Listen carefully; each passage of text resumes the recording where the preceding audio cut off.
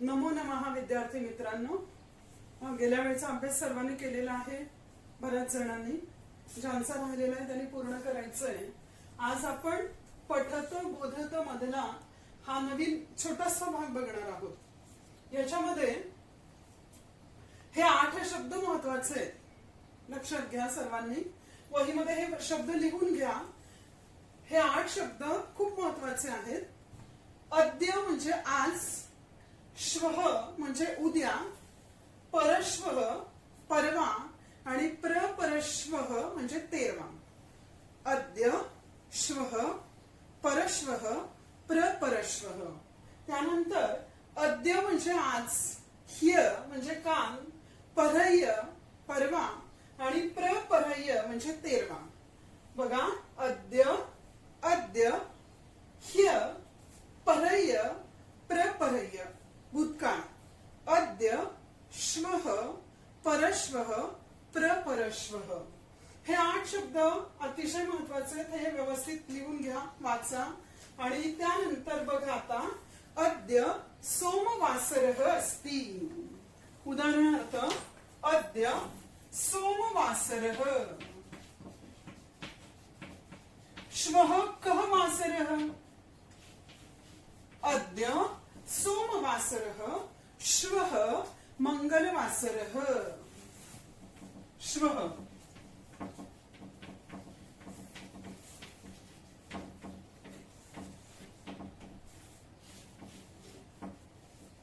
ह्य कः वासरः?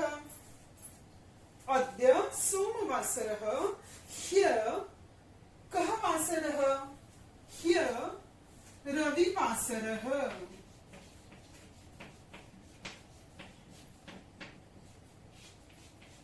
बघा, लक्षात येतंय का? अद्य, श्वः, ह्य. अद्य सोमवासरः. आज. अद्य म्हणजे काय? आज. आज सोमवार. श्वः. श्वः म्हणजे उद्या. श्वः कः वासरः? श्वः मंगलवासरः. परश्वः कः वासरः? बुधवासरः. प्रपरश्वः कः वासरः? गुरुवासरः. हे तुम्ही वहीमध्ये 2-3 प्रकारचं तयार करून लिहायचंय. अद्य, श्वः, परश्वः, प्रपरश्वः. अद्य, ह्य, परह्य, प्रपरह्य असं तुम्ही वहीमध्ये लिहायचं आहे. बघा आता इकडे, अद्य बुधवासरः. उदाहरणार्थ, श्वः कः वासरः? अद्य बुधवासरः, श्वः गुरुवासरः.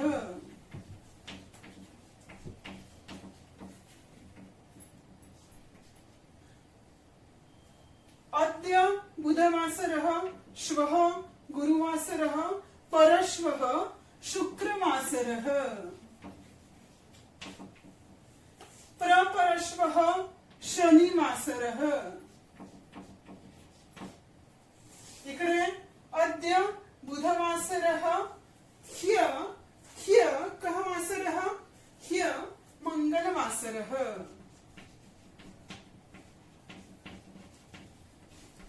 हे मी अनुनासिक वापरलं या ठिकाणी, गच्या ऐवजी, अनुस्वाराच्या ऐवजी. अद्य बुधवासरः, ह्य मंगलवासरः, परह्य सोमवासरः.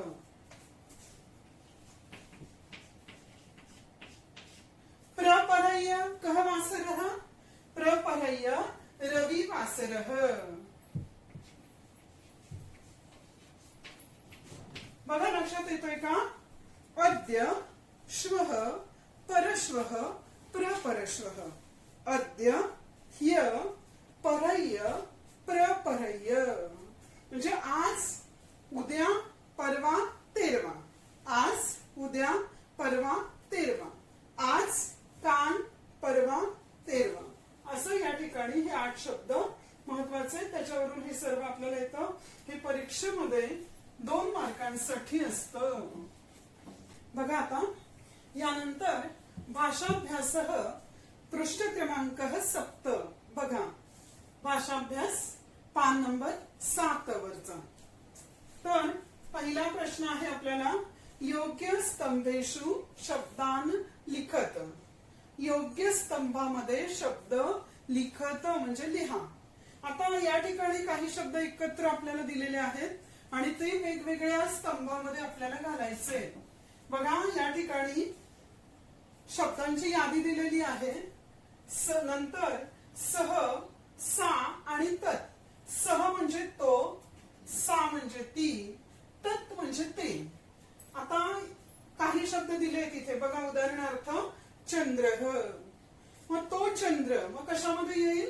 सह मध्ये. चंद्र माहित लिहायचंय सर्वांनी. चंद्र तो चंद्र म्हणून सह मध्ये आलं.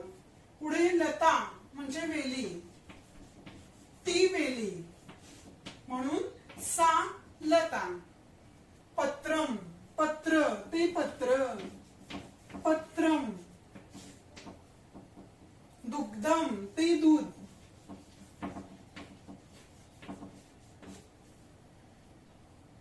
पादरक्षा म्हणजे आपल्या पायातली चप्पल, ती पादरक्षा म्हणजे चप्पल, ती चप्पल म्हणून पादरक्षा, सा पादरक्षा. अश्व म्हणजे घोडा. आता सह अश्व का सा अश्व येईल? सह अश्व, तो घोडा म्हणून सह मध्ये. अश्व. विमानम ते विमान.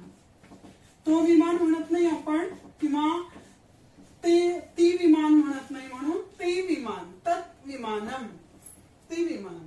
शाटिका म्हणजे साडी. तो साडी म्हणतो का आपण? नाही. ती साडी म्हणून शाटिका. शाटिका म्हणजे साडी. वृद्ध, वृद्ध माणूस, तो वृद्ध म्हणून सह. वृद्ध पुल्लिंग. पण या ठिकाणी वृद्ध असेल तर सा वृद्धा. लक्षात घ्या. स्त्री असेल तर सा वृद्धा. वृद्ध असेल म्हातारा माणूस तर सह वृद्ध. पेटिका म्हणजे पेटी.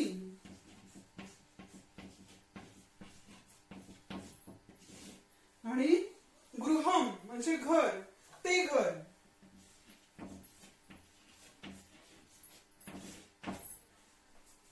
बघा, लक्षात घ्या. सह चंद्र, सह अश्व, सह वृद्ध. इकडे सा लता, सा पादरक्षा, सा शाटिका, सा वृद्धा, सा पेटिका. इकडे नपुसकलिंगी तत् पत्रम, तत् दुग्धम, तत् विमानम, तत् गृहम. समजलं सर्वांना? लिहून घ्या सगळ्या वहीमध्ये. त्याच्यानंतर प्रश्न निर्माण कुरुत. प्रश्न तयार करायचे आपल्याला. उत्तर या ठिकाणी दिलेलं आहे. बघा, आता छात्र लिखती उत्तर आहे आपल्याला दिलेलं. छात्र म्हणजे विद्यार्थी, लिखती म्हणजे लिहितो. तो विद्यार्थी लिहितो. आता छात्र पुल्लिंग आलेला आहे म्हणून या ठिकाणी पुल्लिंगासाठी आपण काय वापरतो? कह वापरतो. स्त्रीलिंगासाठी आपण का वापरतो आणि नपुंसकलिंगासाठी आपण किम वापरतो. मग छात्र पुल्लिंगी आलेला आहे म्हणून या ठिकाणी आपण लिहायचं कह प्रश्नार्थक सर्वनाम कह लिखती. आणि प्रश्नचिन्ह द्यायला विसरायचं नाही. याला पण अर्धा गुण असतो, याला अर्धा गुण असतो. छात्र विद्यार्थी, तो विद्यार्थी म्हणून कह आला इथे. आता या ठिकाणी समजा आपण छात्रा वापरलं असतं तर काय आलं असतं? छात्रा म्हणजे विद्यार्थिनी.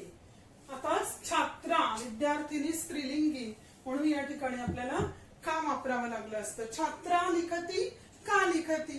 छात्र लिखती, कह लिखती.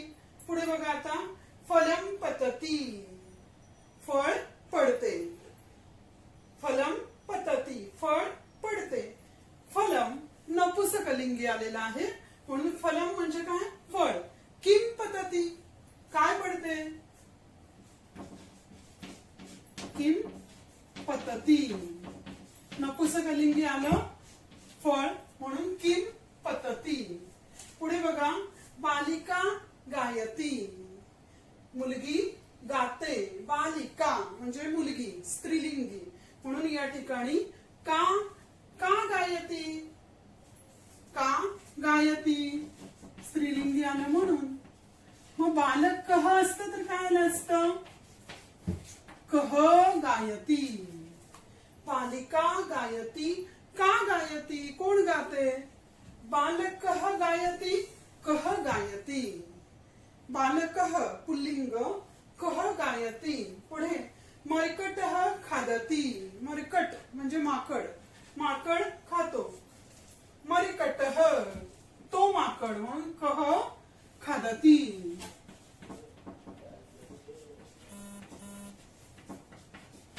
प्रश्नचिन्ह, कह खादती. पुढे एषा पश्यती, एषः आणि एषा आपण बघितलेलं आहे. एषः म्हणजे हा, एषा म्हणजे ही. एषा पश्यती, ही बघते. आता एषा ही स्त्रीलिंगी आलेला आहे म्हणून का पश्यती, कोण बघते. तसंच इथं एषः आलं असतं. एषः म्हणजे हा बघतो, कह पश्यती. लक्षात आलं सर्वांच्या. बघा, कथां पूरयत म्हणजे गोष्ट पूर्ण करा. लहानपणी आपण ऐकलेली, अनेक वेळा ऐकलेली कावळ्याची गोष्ट. तहानेने व्याकुळ झालेला कावळा असतो, इकडे तिकडे भटकतो, त्याला कुठेही पाणी मिळत नाही. मग तो एका वनामध्ये जातो. तिथं त्याला एक मातीचा विडा सापडतो आणि त्याच्यामध्ये खूप कमी पाणी असतं. आणि मग तो जवळ असलेले दगडाचे तुकडे, खडे त्याच्यामध्ये टाकतो आणि पाणी वरवर येतं आणि ते पाणी पितो आणि संतुष्ट होतो. ही गोष्ट आपण लहानपणी खूप वेळा ऐकलेली आहे. हीच गोष्ट आपण आज संस्कृत मध्ये बघणार आहोत. बघा, यातले शब्दार्थ, भवती होतो, पश्यती पाहतो, क्षिपती फेकतो, घटः म्हणजे घडा, समीप जवळ, पिबती पितो, खिन्नः दुःखी, काकः कावळा, अल्पम म्हणजे थोडे आणि संतुष्ट म्हणजे आनंदी. हे शब्दार्थ तुम्ही वहीमध्ये लिहून घ्यायचे. बघा आता, बघा प्रश्न, तालिकातः शब्दान चित्वा कथां पूरयत. तालिकातः म्हणजे दिलेल्या शब्दांना, चित्वा म्हणजे ओळखून किंवा निवडून, कथां पूरयत म्हणजे कथा पूर्ण करा. आता कंसामध्ये आपल्याला शब्द दिलेले आहेत, ते शब्द या ठिकाणी मी लिहिलेले आहेत अर्थासह. बघा आता, कथा एकः डॅश अतीव तृषार्तः. एकः म्हणजे एक, डॅश अतीव म्हणजे अतिशय, तृषार्तः म्हणजे तहानलेला. मग एक अतिशय तहानलेला कोण होता कंसामध्ये, बघा तर काकः म्हणजे एक कावळा अतिशय तहानेनं व्याकुळ झालेला होता. सह अत्र तत्र डॅश. सह म्हणजे तो, अत्र म्हणजे इथे, तत्र म्हणजे तिथे. सह अत्र तत्र भ्रमती म्हणजे फिरतो, तो इकडे तिकडे फिरतो, भटकतो. किंतु जलम न अस्ति. किंतु म्हणजे पण, जलम म्हणजे पाणी, न अस्ति म्हणजे त्याला कुठेही पाणी मिळत नाही, पाणी नसते. सह वने एकम घटम डॅश. सह म्हणजे तो, वने म्हणजे वनामध्ये, एकम म्हणजे एक, घट म्हणजे मातीचा घडा. मग काय येईल, पश्यती. सह वने एकम घटम पश्यती. तो जंगलामध्ये एक मातीचा घडा पाहतो. किंतु घटे जलम अल्पम. किंतु म्हणजे पण, घटे म्हणजे त्या मातीच्या घड्यामध्ये, जलम म्हणजे पाणी आणि अल्पम म्हणजे थोडेसे. त्या मातीच्या घड्यामध्ये पाणी खूप कमी असतं. सह डॅश भवती. सह खिन्नः भवति. सः म्हणजे तो, खिन्नः म्हणजे दुःखी, भवति म्हणजे होतो, तो दुःखी होतो. सः घटस्य समीपे पाषाण खंडान पश्यति. सः म्हणजे तो, घटस्य समीपे म्हणजे त्या मातीच्या घड्याजवळ, पाषाण खंडान म्हणजे दगड, पश्यति म्हणजे पाहतो, मातीच्या घड्याजवळ दगड पाहतो. सः एकैकं पाषाणखंडं घटे क्षिपती. सः म्हणजे तो, एकैकं म्हणजे एक एक, पाषाणखंड म्हणजे दगड, घटे क्षिपती त्या मातीच्या घड्यामध्ये टाकतो किंवा फेकतो. तेन जलम उपरी आगच्छति. आणि त्यामुळे तेन म्हणजे त्यामुळे, जलम पाणी, उपरी म्हणजे वर, आगच्छति म्हणजे येते. काकः जलम डॅश संतुष्टः च डॅश. बघा आता पाण्यामध्ये तो दगड टाकतो, मग साहजिकच पाणी वरवर वरवर येतं. काकः जलम पिबती. मग ते वर आलेलं पाणी, काकः म्हणजे कावळा, जलम म्हणजे पाणी, पिबती म्हणजे पितो, संतुष्टः च भवति आणि आनंदित होतो. समजली का सर्वांना गोष्ट? ठीक आहे. अत्र तत्र, इथे तिथे, कुत्र कुठे, अन्यत्र कुठेतरी, सर्वत्र सर्व ठिकाणी, आणि एकत्र म्हणजे एकत्र. अत्र तत्र कुत्र अन्यत्र सर्वत्र एकत्र. अत्र सुधाखंडः अस्ति. अत्र सुधाखंडः अस्ति. तत्र यानम् अस्ति. तिथे गाडी आहे. तत्र पर्वतः अस्ति. तिथे पर्वत आहे. तत्र बालिका अस्ति. तिथे लहान मुलगी आहे. कुत्र म्हणजे कुठे. नदी कुत्र अस्ति. नदी कुठे आहे. नदी तत्र अस्ति. नदी तिथे आहे. पर्वतः कुत्र अस्ति. पर्वत कुठे आहे. पर्वतः तत्र अस्ति. पर्वत तिथे आहे. सर्वत्र, वायुः सर्वत्र अस्ति. वायू कुठे. हवा सर्वत्र आहे. वायू विना जीवनम अशक्यम. हवेशिवाय आपण जगू शकत नाही. वायुः सर्वत्र अस्ति. ईश्वरः कुत्र अस्ति. ईश्वर कुठे आहे. ईश्वरः सर्वत्र अस्ति. ईश्वरः सर्वत्र अस्ति. अन्यत्र म्हणजे इतर कुठेतरी. मंगेशकर महोदया कुत्र अस्ति. मंगेशकर महोदया कुठे आहे. लता मंगेशकर महोदयः अन्यत्र अस्ति. वायुः सर्वत्र अस्ति. ईश्वरः सर्वत्र अस्ति. हवा सर्वत्र आहे. ईश्वर सर्वत्र आहे. सचिन तेंडुलकर महोदयः अत्र अस्ति वा. सचिन तेंडुलकर महोदय इथे आहेत का. नाही, अन्यत्र अस्ति. अहम न जानामि कुत्र अस्ति. मला माहित नाही कुठे येते, म्हणून अन्यत्र अस्ति. सर्वे. मग यानम कुत्र अस्ति. यानम म्हणजे गाडी. गाडी कुठे आहे. तत्र अस्ति. म्हणून अत्र तत्र कुत्र अन्यत्र सर्वत्र एकत्र. वयं सर्वे भारतीयाः एकत्र सन्ति. आपण सर्व भारतीय एकत्र आहोत.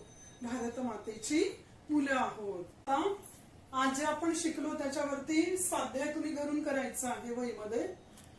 अद्य, श्वः, ह्य हे आपण आज बघितलं. याची तुम्ही फक्त 2 उदाहरणं द्यायची आहेत. उदाहरणार्थ अद्य रविवासरः अस्ति. श्वः सोमवासरः अस्ति.